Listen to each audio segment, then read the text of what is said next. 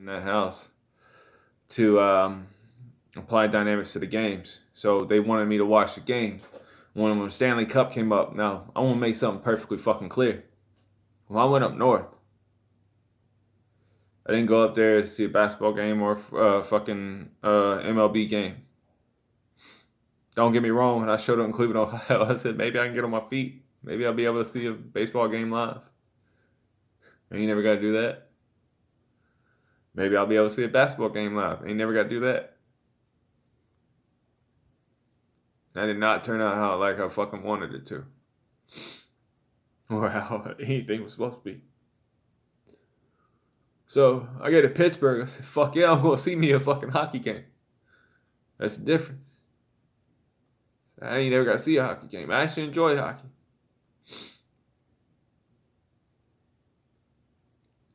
There come a moment where they said that they might even turn me into a goon or said something like that. They wanted a goon. Well, you got a motherfucking goon, motherfuckers. You got a goon. You got a fucking media goon, political goon, physical goon. Yeah, you got a fucking goon. I'm whatever is necessary.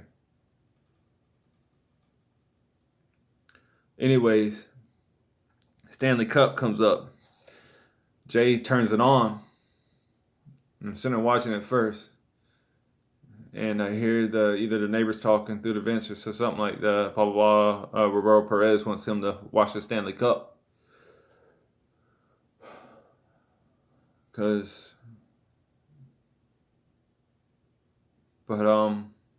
Anyways, I grabbed the remote, turned off the fucking TV and said, fuck Roberto Perez. We made something clear. Roberto Perez from the Cleveland Indians, he was a catcher. Was a catcher. Now he's just a hoe. Anyways, I said, fuck Roberto Perez, and I turned off the TV. As I'm walking away or whatever, Jay said, Roberto Perez is going to make you a rich man. He's going to make you a real rich man. Fuck his money. When it came to that, fuck his money. That is exactly how the Stanley Cup became rigged. And most of them games were completely rigged, because I was being tortured in Pittsburgh, Pennsylvania, towards North Side, by a giant eagle. The food that he was getting was from the giant eagle, and I don't know if he poured it in. I don't know if the foods were made from it or made with it. All I know is that as soon as I ate, my heart would be fucking racing immensely. There was a night where I refused to eat a few nights, so I'd go through chills and cold sweats. I sat there and wrapped myself in a blanket, and I just kept shaking it off because I didn't want to eat, but I knew I had to eat. And I started breaking out in sweats. I sat there and sweated on the couch and slept with a pen and a pencil tucked up underneath my sleeve or holding it in my fucking hand.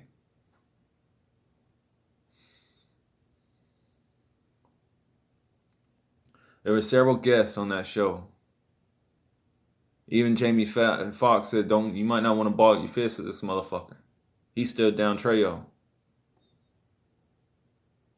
What it comes down to is that I don't give a fuck about clicks. I don't give a fuck if you're a skinhead. I don't give a fuck if you trade. I don't give a fuck how much money you got. I don't give a fuck what you repping, where you fucking born, or anything. When it comes to literally standing on your fucking toes, you just another motherfucking person. Standing on your toes is about you being an individual. Doing what is necessary in the environment which you're in. I learned that now. That I'm just sitting across the table because of what people did to me. So, anyways, now the Cleveland Indians are scared because they realize my grandmother is Native American, direct heritage. Never was part of no fucking tribe, never was part of any fucking thing. Like I told y'all, I'm half Spanish. My father's last name was supposed to be Cordero. Never met him. So, anyways, there was a night where Jane was leaned up against me and I was checking his throat. I looked and I felt his veins and I was trying to debate on whether to fucking just to get it done. A few millimeters of skin, muscle, do him in. Perfectly fucking fine with it. I could even control the bleeding. I asked them to give me some sunflower seeds because that's like, I guess that's my OCD in a way, or my anxiety thing, or says something. It just keeps me busy. Well, they said that they were gonna use the DNA or whatever from the sunflower seeds to frame me for murder. So, yeah, they said I was gonna be like a fucking Dexter, or said something like that. Go fucking figure. They were trying to apply every fucking thing I've watched, every dynamic of it, and trying to apply it. So I take lemon juice from this lemon, and I soak the sunflower seeds. The holes from the sunflower seeds in the lemon juice to pretty much all destroy the DNA off of it.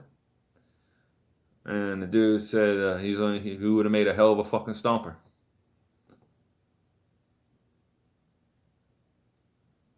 They wanted me to be a violent person.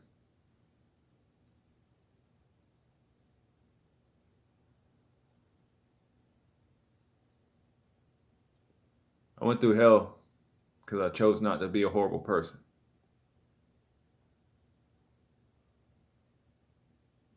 I get back and I find that my family's safe. And I cry. It's fucked up.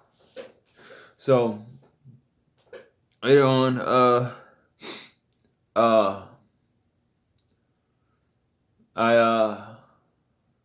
Jay ends up going to Buffalo, New York. So he's trying to keep the windows up to keep me hidden.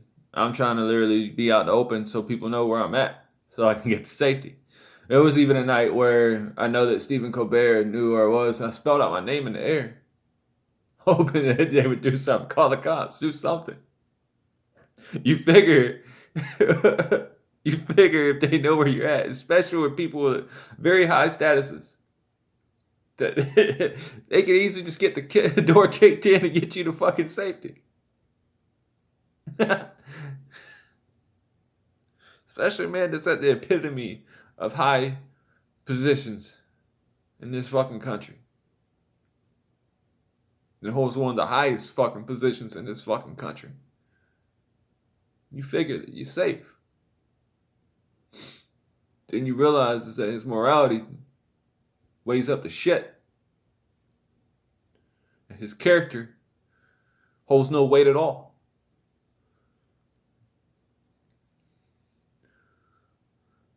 That he is just one big talking ass turd.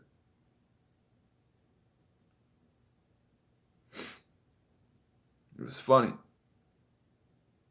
They laughed. Well, I'm going to get to that a little later on. So, I tell him I want to go with him to Buffalo, New York. So, figured I'm about to be close to dead anyways. I've never been to New York. It wasn't New York, but I ain't never been to New York State. So,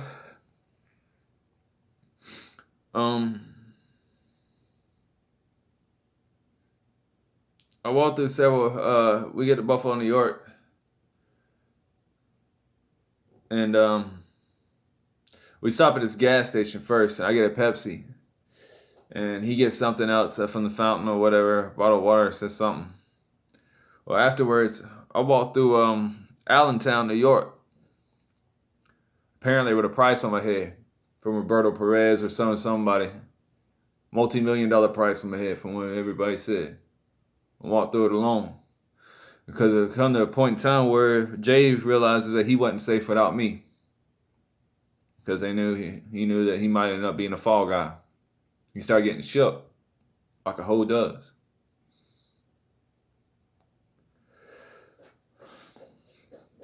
So, I said, fuck you. And I started walking off by myself. I walked through Allentown by myself with my chain around my neck. They're supposed to take my head in my chain. With a multi-million-dollar motherfucking hit on my ass. Apparently, that's what people say. people were talking and saying that all they had to do was literally, Jay made an email for me while I was there. I was supposed to be trying to find a job, and the guy spoke through the vent. He was saying that they were going to set me up on the job or whatever. If I did a construction job, they beat me over the head. If I did this or did that, I had no ID, no nothing. So he set it up under Huckleberry, something Huckleberry. I took a few emails, but only replied a couple times, and after that, I was scared to take an email. But I was scared to contact my family, because if I contact my family, then they said they would kill my family, or I would be killed, or anything other than that dynamic, pretty much. And you applied a social environment situation, meaning a controlled, facilitated situation. It's not. See, most people think, when they think of torture, they think of pain. They think of physical outcomes. They think all these other fucking dynamics. What really breaks a man, it's not pain. It's time. Time. Knowing that it won't stop. Knowing that there is not an endpoint to this. It makes and breaks you. But when you realize it don't stop, the only way out is out. So, anyways, so we go to Buffalo, New York. He gets this motel room at this talks to this Indian lady that didn't want to give us a motel room, because apparently everybody was keeping track of me where I was. But he said Roberto Perez will hook you up, because I heard him through the car or whatever while he was in the front office. He said he'll take care of you, blah blah, this and that. So we get there, whatever, and stay in the room. He wants to go out to Allentown. Or it takes and the next day after Allentown, we go to a mall. But I walked through Allentown, walked through the club area. We went and had pizza at this place. It's an Italian restaurant. It was just a pizza joint. There's two different levels to it. It was a bottom level, had a sidebar right then and there. You ordered a slice of pizza or whatever. And you had an upper deck area where you go up and overview of the town. Now we walked across. Always there. We walked through the city when we first got there, and I walked past this tour bus, and I heard some voices. Could I ID the voices? Do I need to say their names? Sounded familiar. Let's put it like that. And they said I ought to get out of the fucking bus right now and stomp them out now. I looked back and said, do it then, motherfucker. Be about it. And I tucked my chain in. I said, be about it, motherfucker. Get off the fucking bus. What they don't realize is that they already came off all cocky. They would have died. Because I wanted to live.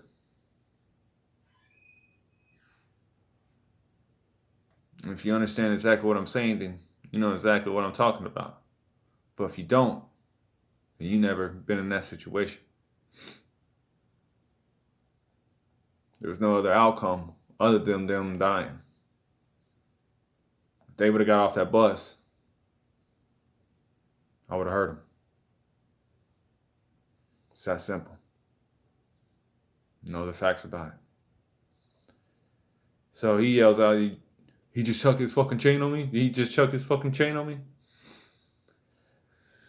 They never got off the bus. Like a bunch of fucking hoes. Overclapped hoes, apparently. Just sat there on the bus. Couldn't even afford fucking power tent windows. Motherfucker sitting there with overpriced blinds. No, but they were hard, though. They were real hard. Real hard. Anyways, afterwards, we go to the fucking pizza joint. Get a slice of pizza. They don't give us the right pizza. It's overloaded with toppings. Ain't even the fucking right pizza. All of this and that. I only eat a couple slices because really I don't eat nothing that anybody gave me now at this point. And then it came to a point where I said fuck it and just started eating. So anyways, Afterwards, he gets another bottle or whatever. And oh, that's another thing. Was that when Stephen Colbert called me a pussy or whatever. I was taking a double shot of Canadian Dry. It kind of made me laugh a little bit. Kind of made me laugh. I laughed at myself because I was sitting there coughing like a motherfucker.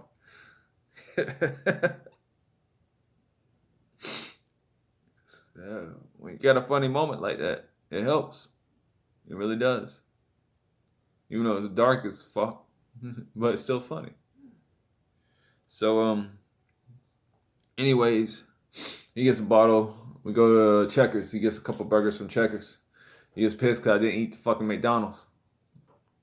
I ate the McDonald's and didn't eat the Checkers. Or it says something like he was just pissed I didn't eat the burgers he bought me or whatever. Apparently the dollar burger, even though he was sitting there fucking literally threatening my family and all this, and I kept saying to him, I was like, my family better be alive. My family better be alive. Because if my family wasn't, I would have did them slow. Now, I want y'all to know that this is not exactly how I am, but in that situation, yeah, that was me. That was me. Anyways, after that, we walked through Allentown, New York, and I separate from him. I walked through with a price on my head, going through Allentown. And they said, "Oh, Trey, you was waiting at this bar or whatever. If I turn this corner, they're gonna blow my head off." So I walk around the motherfucking corner, my head stuck out. So do the motherfucker. Apparently, they said somebody put it out. Don't know for sure. Don't give a fuck. Don't give a fuck. Because frankly, you don't get to try to kill a man and try to save him when it gets loud. Don't work like that. No. Game don't get played like that. Take a piece, you take a piece. It's off the board.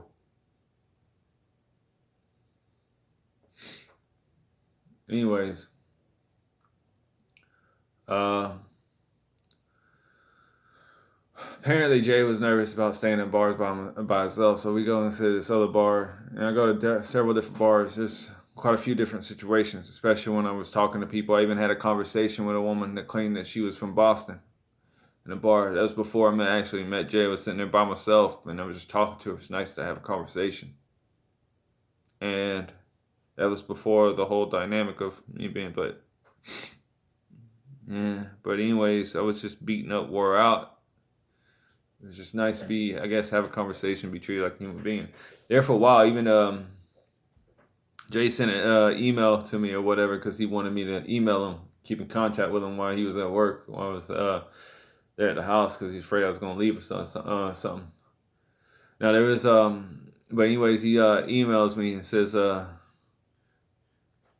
got him on that rape, except he using it on acronyms. And that's when I realized is that he was trying to set me up for a rape charge or just set me up for something. They were constantly trying to give me a charge or something like that. They got him on that rape. He used the acronyms, first letters. GORDR. I mean, well, yeah. GHODR.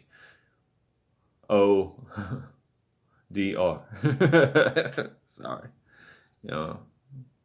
Fucking, I ain't gonna win a spelling bee.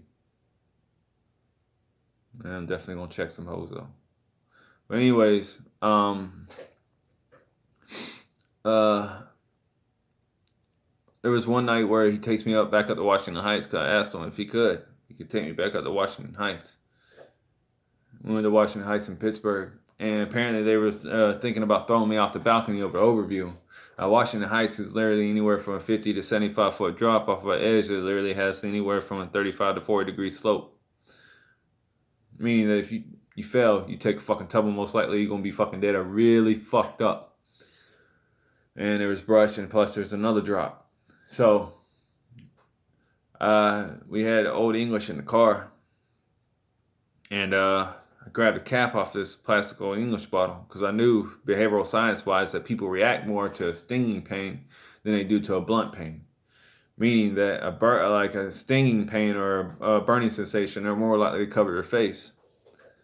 So I go up there and I wait for somebody because they said they was gonna throw me over the overview, off the edge of the overview. So when they came up, I was gonna literally shove the fucking cap in their face. Hopefully they'll grab their face, take their fucking neck, and then throw them over. That's the only fucking thing I had. Cap, pin to the neck, over the edge, walk the fucking way. Probably wouldn't made it far, but I did what was going to be done. It was even before this Stanley Cup, we drove by the Pittsburgh Penguins stadium or whatever. There's a lot of people out there. Everybody was talking about. They knew that I was there. They knew I was there. Like even when I look up news clips of that, they used people that favored my brother on several different news clips. Even the newscasters knew that I was there. Nobody did nothing. Nobody did a fucking thing. An American citizen was being tortured on free land. Now they say I don't have rights because they're rich.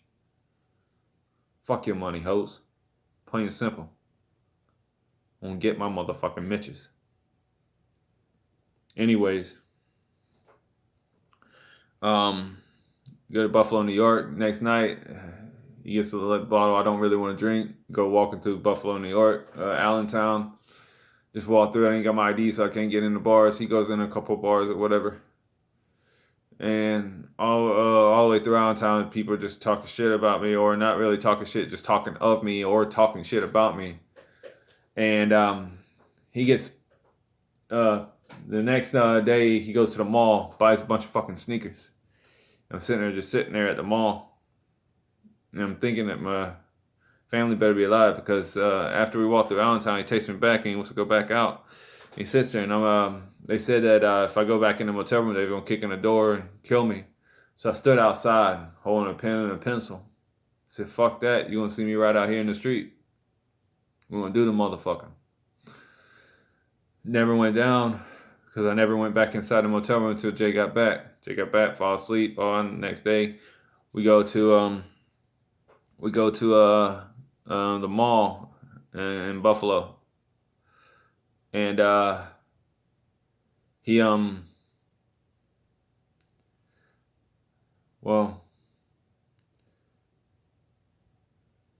somehow I know there was a time where I walked through Buffalo, New York by myself to Buffalo, New York from another place. I don't know if it was from one from Erie. I walked through the Buffalo area after the dynamic of him leaving or said something and came back or something. I don't know exactly how that was, but I knew I walked through a New York area by myself. And like I said, I'm still having trouble putting everything in order from date and time because it's a lot of different situations. But anyways, goes to the mall, buys sneakers, gets a bunch of fucking sneakers. I asked him for money for a soda. He gives me money for a fucking soda. Tell him I'm hungry, takes me to fucking Checkers. Eat fucking Checkers. I didn't eat most of the food. He gets pissed off. I didn't eat like $2 worth of food. And I keep telling him, it's like, my brother, my family, better be fucking alive. You're not. I'm gonna do you in. I'm gonna kill you.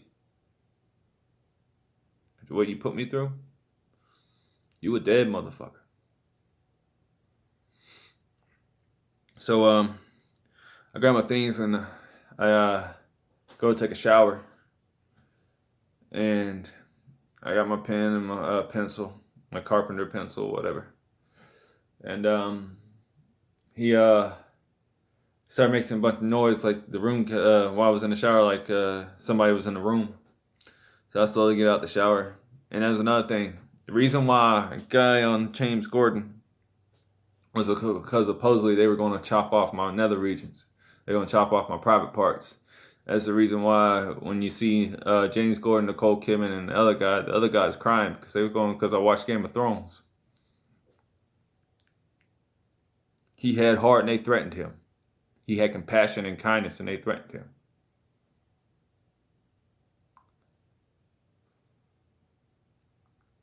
Man was literally crying on stage.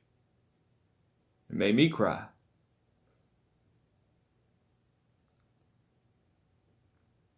I knew that was a possibility. It made me cry because he had compassion while you sitting next to two cold-hearted motherfuckers. Big Pasty and fucking double-buckled motherfucker.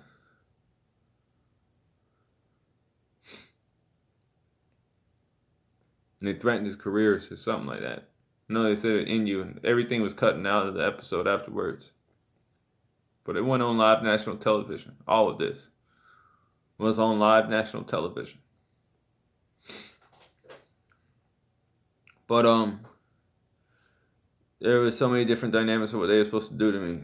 At one point, they was gonna cut out my eyes and tongue, wait till I got a charge, or frame me for a charge, cut out my eyes in the sleep, or give me a bunk mate and cut my eyes out and my tongue out. And after that, they were just gonna punk me out, apparently. There wasn't a fucking moment of time in that situation that I wasn't either supposed to be chopped up, butchered, or anything else.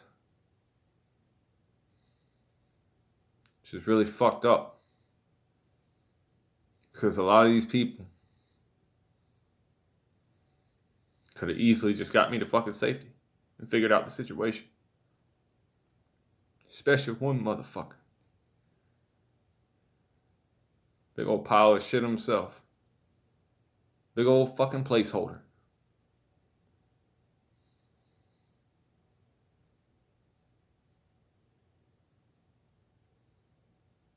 He still don't want to hate? That's what he said. Don't he know I'm just a fucking placeholder?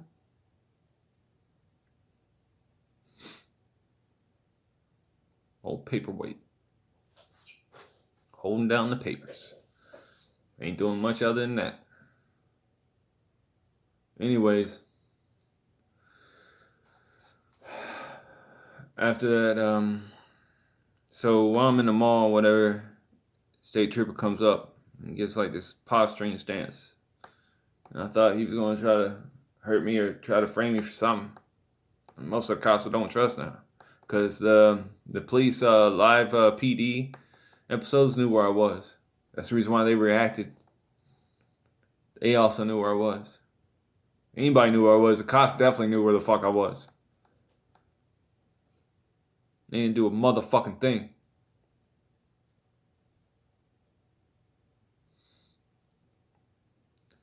But while I'm there, whatever, he asked me if I want to become a state trooper. Apparently, he's going to see if I can. Pretty much while he was trying to get a conversation out of me, the dynamic. And when I looked away, Jay walked up, and I looked away. Apparently he said, "I'm gonna fucking get you after this is over." Or he said, "I got you." And Jay hurried out and looked away, and I glanced back because I saw him moving, and they just like stiffened up like they didn't, like none of it never happened. Afterwards, we go to Niagara Falls after the mall. And needless to say, the audience member in Stephen Colbert's show was right. I go to Niagara Falls, I'm looking around, I'm making sure. Beautiful. So when you go to Niagara Falls, you got your entry, you got your parking lot, and then afterwards you pass this like little rail area, and then you walk down these steps, and then you got these rails with this the wire, and the boat comes out, and you can see Canada on the other side, and beautiful. It's just fucking gorgeous. Thousands of gallons of water being pumped out in seconds. Just beautiful fucking scene. I had everybody literally on the boats for looking up and saying I was up there. Everybody knew who I was somehow. I guess because social networking, everybody knew that I was a guy being tortured. And apparently the guy is transparent now. But anyways, so I walked down this trail, and these two guys in front of me, supposed to be in the military. I'll bring that up later on when I sum this all up. It will come up soon. I ain't gonna say what branch. I ain't gonna say who they were involved with yet. But these two guys walked in front of me, and apparently they were the ones that were supposed to throw me over the rail. So you walk through this trail, and there's a little small bridge that goes over this like creek area. Gorgeous fucking water, beautiful, clear, just see through the bottom. Beautiful water. And I walk through the bridge area, and Jay's walking with me. old Jelly Bean. And I look over and I notice the rail is almost completely off. The audience member was right. So I turned around. The two guys right there across the fence line from me from the area. I just stood there like, we're going to do this. We're going to fucking do it. Let's do it. Let's get it done. And they said, well, if it wasn't for the situation, I would serve with him. I'd do this or blah, blah, blah. He has heart. And all of a sudden, a family walks up. And I'm sitting there telling the guy, like, you need to get your fucking family out of here because this is going down. Like, no matter what, this is about to go down. I even stood up next to the pole. I was like, if you got a set, come do it. Be about it. Quit running off with the fucking mouth and get it done. Family comes up, so I walk between them and the family. Let them know because they're, even if they did serve, and if they aren't a branch, they're not worthy of being next to a fucking family because they're fucking dangerous. So I walk between them and the family. They got lucky. Or I got lucky. I'll never fucking know. But either way, I was there to play. That was definitely a fucking high stakes checker game that I was willing to play.